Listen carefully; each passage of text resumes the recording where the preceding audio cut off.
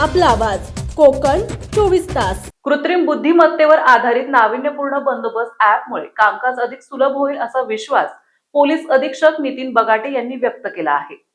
रत्नागिरी जिल्हा पोलीस दलाने मागील काही महिन्यांपासून आम्ही बंदोबस्त ॲप या ॲपची निर्मिती केलेली आहे।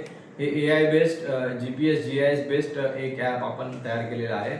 बऱ्याच वेळी सिनियर ऑफिसर्सला जे बंदोबस्त लागलेले असतात वेगवेगळे की VIP सिक्युरिटी बंदोबस्त, वेगवेगळ्या सभा बंदोबस्त, मोर्चांचे बंदोबस्त लागले जातात पोलिसांकडून, सण उत्सव, गणेश उत्सव बंदोबस्त इत्यादी अनेक बंदोबस्त जे असतात ते पोलीस करत असतात।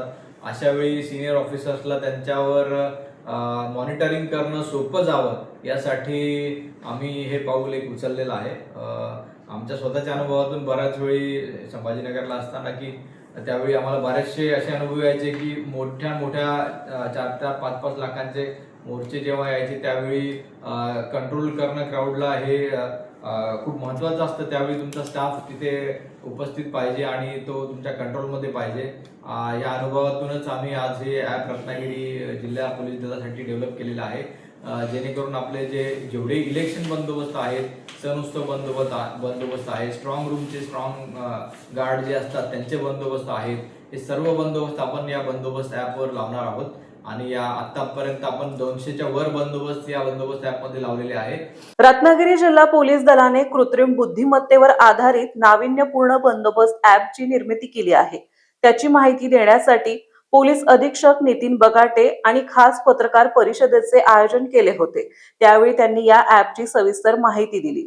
रत्नागिरी जिल्हा पोलीस दलातील डेडिकेटेड सेल जे बंदोबस्त ॲपवर कंटिन्युअस मॉनिटरिंग करतं आणि जे बंदोबस्ताचे जे डिप्लॉयमेंट आहे आमचं, त्यामध्ये प्रत्येक आमचे अंमलदार जवळपास 1400च्या वर अंमलदार आणि एक 50 ते 60 अधिकारी यांच्या मोबाईलवर हे ॲप आम्ही इन्स्टॉल केलेलं आहे आणि प्रत्येकाचा बंदोबस्त डेडिकेटेड बंदोबस्त त्याच्या ॲपला त्याला दिसतो आणि ते त्यांच्या जागेवर ते पोहोचतात। आणि ह्याच्यामध्ये जिओ फेन्सिंग आम्ही केलेलं आहे।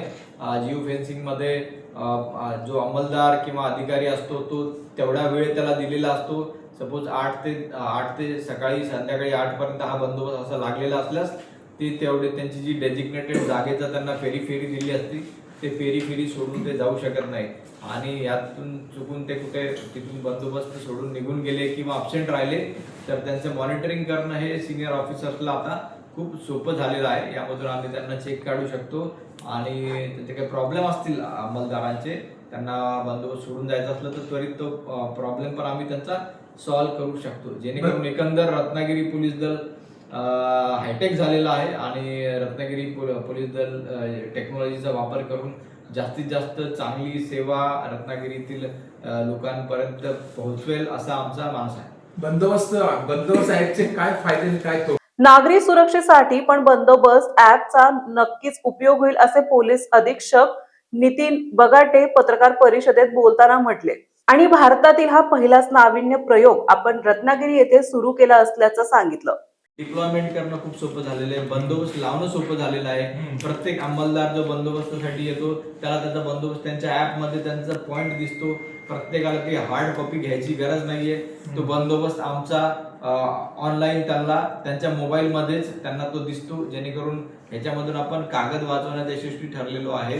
त्याचबरोबर जो सिनियर ऑफिसर धावपळ करून बंदोबस्त चेक करायला जावं लागायचं तो आपल्या ऑफिसमध्ये बसल्या आम्ही तो बंदोबस्त पूर्ण जिल्हाभराचा आम्ही तो चेक करू शकतो।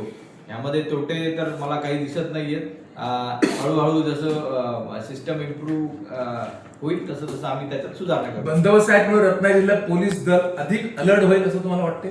निश्चितपणे की बंदोबस्त ॲपमुळे जो अधिकारी आहे, अंमलदार आहे, तो जबाबदारीने आपल्या ड्युटीचं त्याला भान राहील।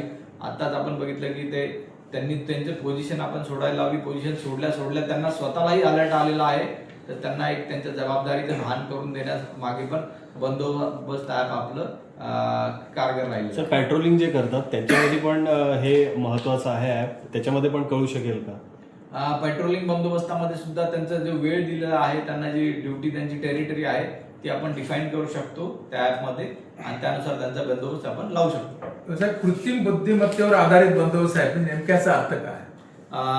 आपल्याला फक्त याच्यामध्ये कृत्रिम बुद्धिमत्तेवर अलर्ट जनरेट होतात. आपण जर आपली जागा सोडली तर आणि ते ॲप आपल्याला सांगतं की आपण आपल्या जागेवर परत जावे किंवा आपण आपली पोझिशन सोडलेली आहे.